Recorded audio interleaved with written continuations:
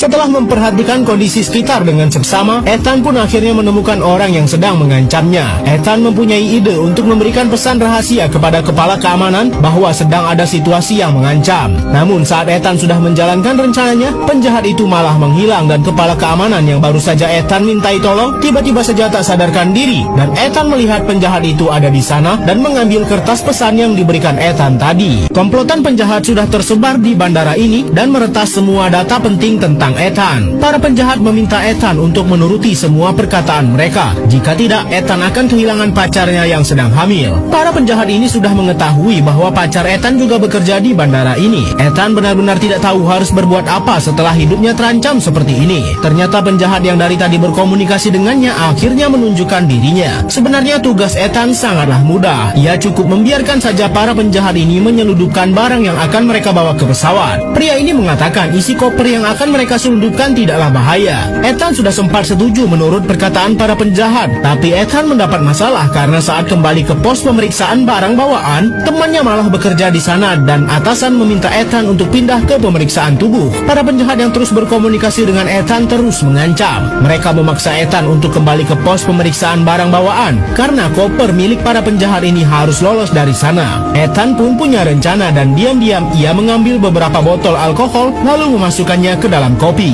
Petugas keamanan bandara ini menukar minuman milik temannya. Lalu salah satu penjahat pun seperti melakukan laporan kepada kepala tim keamanan. Petugas ini sebenarnya terpaksa bekerja sama dengan penjahat karena dirinya terancam. Ia sengaja menukar minuman temannya dengan alkohol agar temannya ini mendapat masalah dan dipindahkan dari pos pemeriksaan barang bawaan. Akhirnya Ethan pun kembali ditugaskan di pos pemeriksaan barang bawaan. Penjahat yang berkomunikasi dengan Ethan mengatakan bahwa akan ada pria dengan topi merah akan membawa koper hitam. Tugas Ethan sangatlah mudah, cukup loloskan koper itu dari pemeriksaan. Koper itu pun masuk ke dalam mesin dan ternyata isinya adalah benda yang sangat berbahaya. Ethan mulai ragu untuk meloloskan benda itu. Ternyata isi di dalam koper itu adalah senjata biologis yang bisa membuat ratusan manusia meninggal dalam sekejap. Namun karena kehidupan pacarnya juga terancam, Ethan pun malah meloloskan benda mengerikan itu begitu saja. Ia sempat ingin membatalkan niatnya, namun sayang Ethan tak punya nyali untuk hal itu. Ethan pun merasa sangat bersalah sudah membantu para penjahat meloloskan barang seperti itu.